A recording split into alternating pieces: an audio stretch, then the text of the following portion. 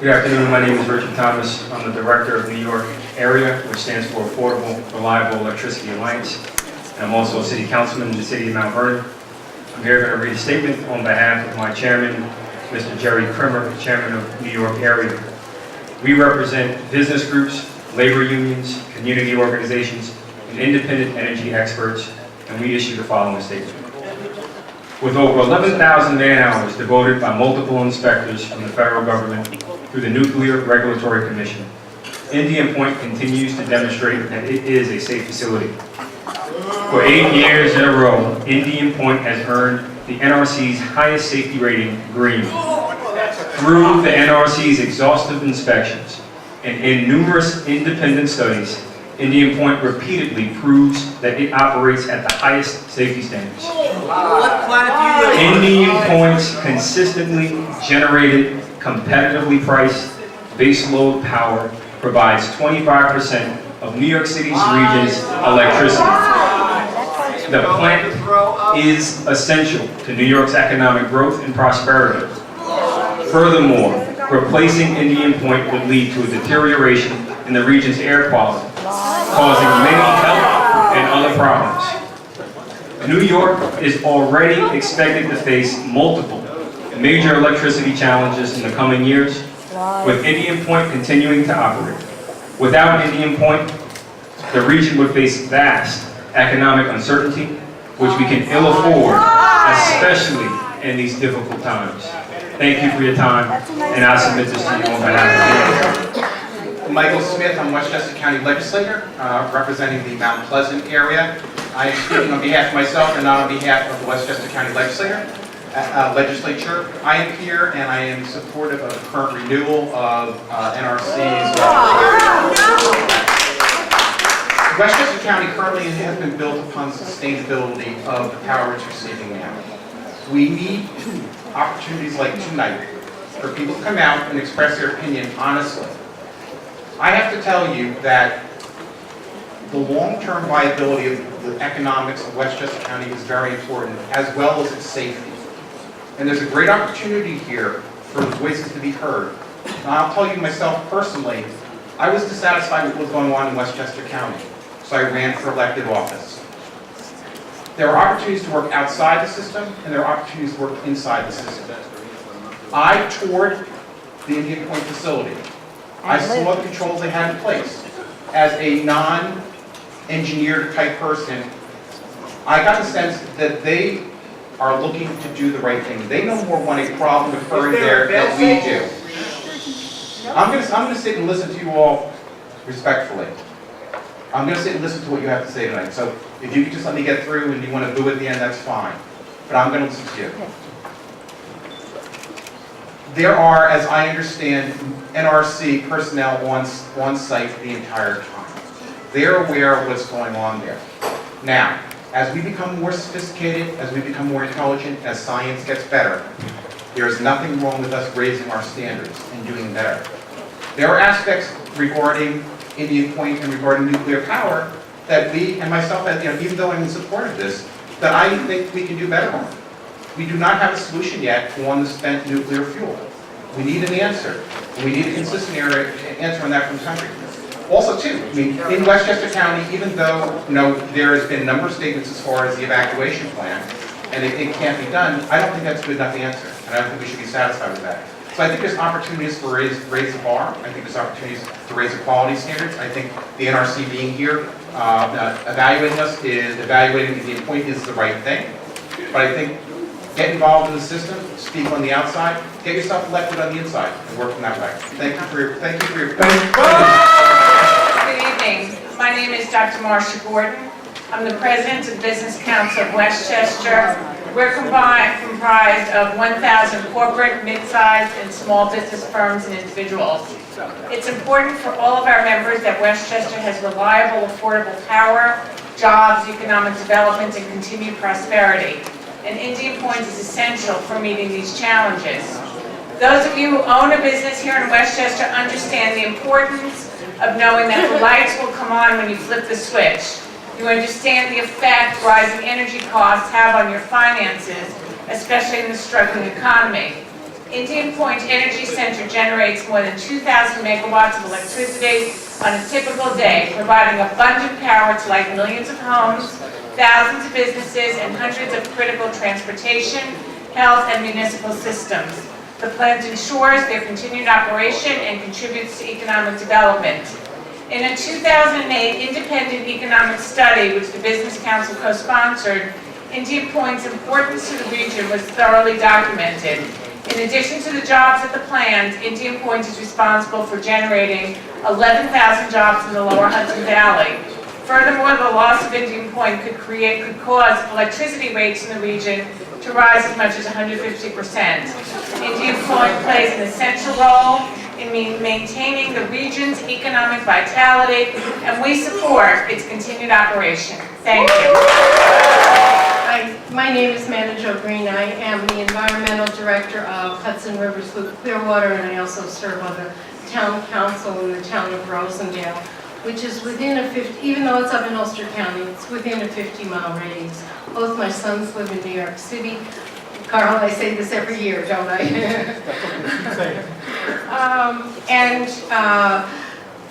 I hope you'll understand the frustration of the people in this room. It's been a decade since the World Trade Towers came down, since 9/11. It's been over a year since Fukushima, and there is still nothing near a viable evacuation plan around Indian Point. The focus is on 10 miles, even though in Japan, Americans were asked to evacuate 50 miles. I want to focus tonight on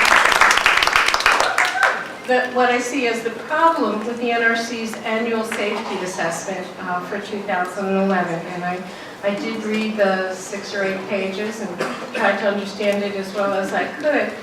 But it fails to address the larger safety issues related to Indian Point. As I said, an inadequate and ultimately impossible to implement emergency evacuation plan, increasing population density. All of these are out of scope. I have grave concerns about the unfortified fuel pools that contain more spent fuel. It's spent, but it's still highly radioactive than in Fukushima. And the seismic issues relating to the nearby intersection of the Ramapo Fault with the Stamford, Connecticut to Peekskill seismic fault that was identified by Columbia University, Lamont Doherty Earth Institute, and is considered out of scope. And I know Carl's going to give me a high sign in a moment. Let me just read my last sentence and say that, first of all, there absolutely is replacement energy for Indian Point. But when it comes to evaluating public health and safety, the green ratings related to the cornerstone objectives are an illusion. Thank you.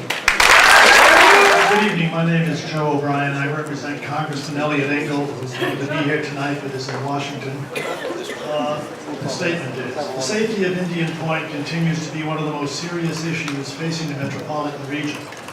It is located near our nation's largest metropolitan area and has an operational history that has been plagued by unplanned shutdowns, leaking spent fuel pools, and inadequate emergency notification and response systems.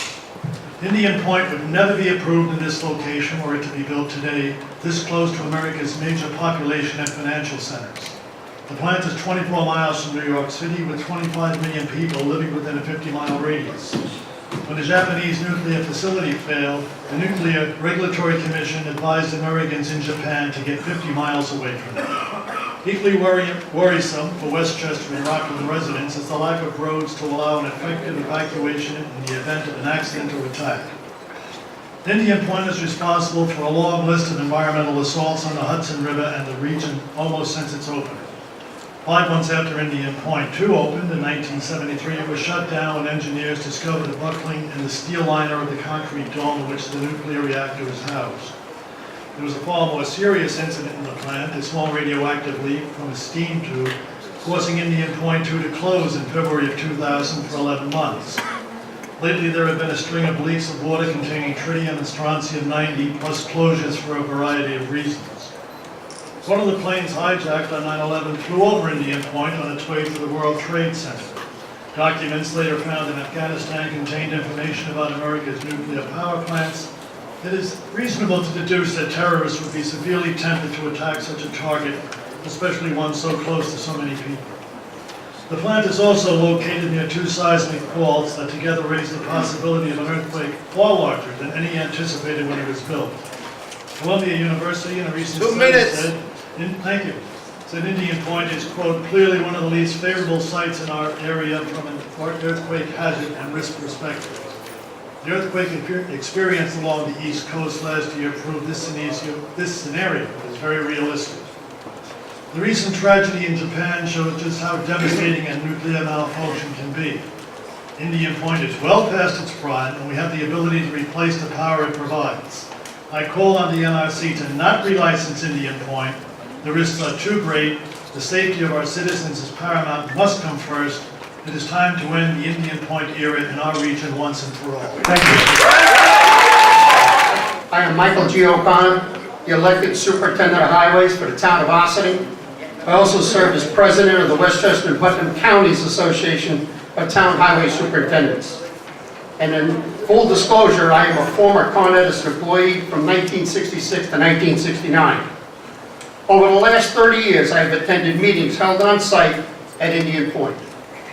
First and foremost, Indian Point has received the NRC's highest safety rating of green for the last 8 years. Since Energy purchased this plant more than 10 years ago, it has invested hundreds of millions of dollars to upgrade safety and security programs and training with the overreaching goal to make certain that Indian Point maintains the highest safety and security standards. The Nuclear Regulatory Commission inspectors work full-time at Indian Point, reviewing day-to-day activities and programs. In closing, this facility is safe, secure, and produces affordable electric power, employing hundreds of local employees and contractors in our region. We need to keep this entity center here and open. Thank you. And so actually, I would like to request decorum in the room. If we want these hearings to progress at a rapid pace, I'm sure everybody in this room would like to have their piece, and it'd go a lot quicker if the booing, the applause for either and both sides were to cease and desist. Being the city of Peekskill is right next door to the village of Buchanan, and we always have concerns about safety, but we have not had concerns about what has been going on in the last 10 years at Indian Point with the NRC's oversight. Our lessons, though, and I will agree with the first person that I heard speak, the lessons, though, are about how we can do better. It is an economic engine for our community. It is affordable and reliable power, but we can always do better. And being within several hundred yards of Indian Point, for us, it's all about emergency response and evacuation planning, because even if the plant were to stop operating tomorrow, we live with the spent fuel rods that are there. And the problems in Japan were as much around the spent fuel rods. It was not about how to shut down generating power. So for those of you in here who don't live within several hundred yards, we forever will be dealing with the spent fuel rods. So evacuation planning is important. I don't, you know, I'm really going to ask for people to behave like adults and stop yelling at them. Let's get through this. And so, Thank you. and so, my request here is really to understand how FEMA, the NRC, and the elected officials can really work more diligently in looking at both the first responder matters and the evacuation planning matters. Thank you. My name is Tom Avenanti. I'm a New York State Assemblyman. I represent the town of Greenburgh and the town of Mount Pleasant. And I'm here to request that you allow the plant to close when it was designed to close. Please, let me make a statement, please. Indian Point is an old car whose time has come. We've renovated it, we fixed it, and we bet on its continuing to run without incident. So far, we've been lucky. But for how many years can we continue to bet before the house wins and we lose everything? Those who live within the Indian Point area understand that. We're constantly being told by others who are not in the emergency planning, who are not in the emergency responding business, that this plant is safe. As a New York State Assemblyman, I will remind you that the New York State Assembly passed a resolution expressing its concern and opposing the relicensing of the plant. As a former member of the New York State, of the Westchester County Legislature for 19 years, I will remind you that that governing body of Westchester County, that speaks for 1 million people, passed 13 resolutions since 2001, highlighting the deficiencies of Indian Point and asking that it not be relicensed. In fact, if you remember, the county executive of Westchester County, and of Rockland County, and of Orange County, and of Putnam County, all stopped certifying that there was a valid evacuation plan. And then, of course, you change the rules, and you no longer look to see if there was an evacuation plan that was valid. But they cannot guarantee the safety of the people in Westchester County. And I think that it's interesting that you chose to come here, right within the site of the Tappan Zee Bridge. When you got here today, you probably saw the backup from the Tappan Zee Bridge all the way to White Plains. We cannot get people out of White Plains every day, and they're practiced.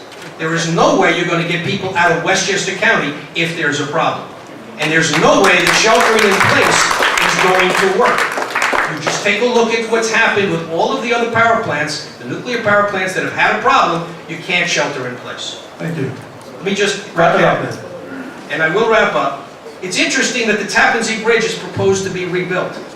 One of the reasons they want to rebuild it is because they're concerned that the existing plant will not withstand any seismic activity of the magnitude that is projected as possible. And yet this power plant, which could endanger all of the people of this region, is not built to the specifications necessary to meet what is predicted could be a seismic activity in the area. Just finally, I would note that the New York State Assembly Committee on Corporations and Public Authorities recently issued a report that said, don't worry about the replacement power. We can take care of that. My name is Frank Hippolyte. I represent No Right Local 740. Indian Point supports tens of thousands of direct and indirect jobs across many employment sectors, including millwrights, carpenters, utility workers, boilermakers, insulators, iron workers, and electricians. I've personally worked at Indian Point for over the last 10 years I've been here. Never had a concern with safety, never had any physical side effects from working there. I've worked in the reactor. Entergy is up to date on all their safety procedures. Also, there's a lot of talk of bringing the power lines down from Canada. And I just, can you hear me? Yes, I can hear you. Okay. Hold on. Sorry. All right, I'm okay. I'll stoop. Thank you. How are we, a little better now? Yes. They're talking about bringing the power lines down from Canada.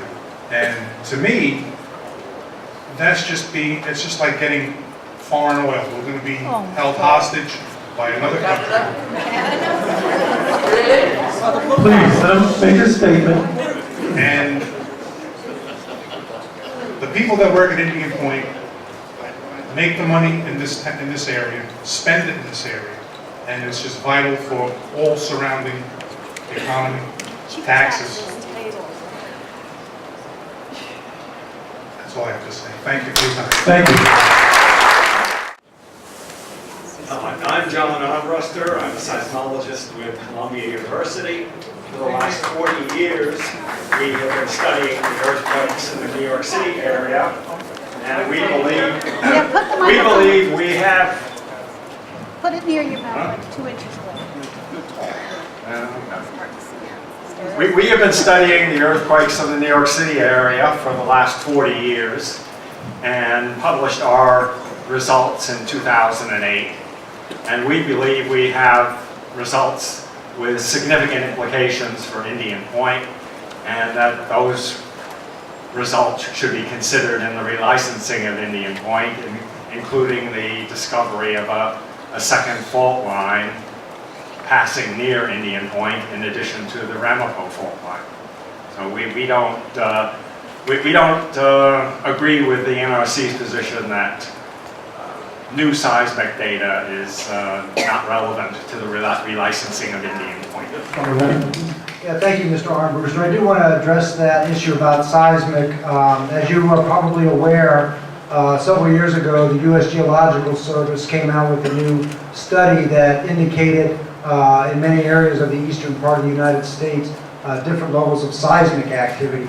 And the NRC has been evaluating that information and had initiated a process called a generic issue process. You may have seen the MSNBC article a year or so ago talking about our efforts to reevaluate seismic risk at Indian Point with this new information.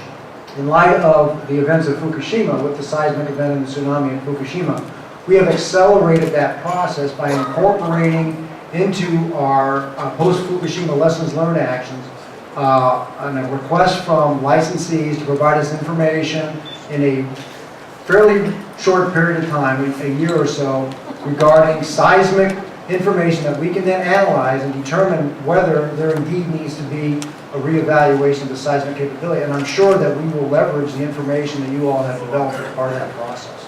I look forward to that.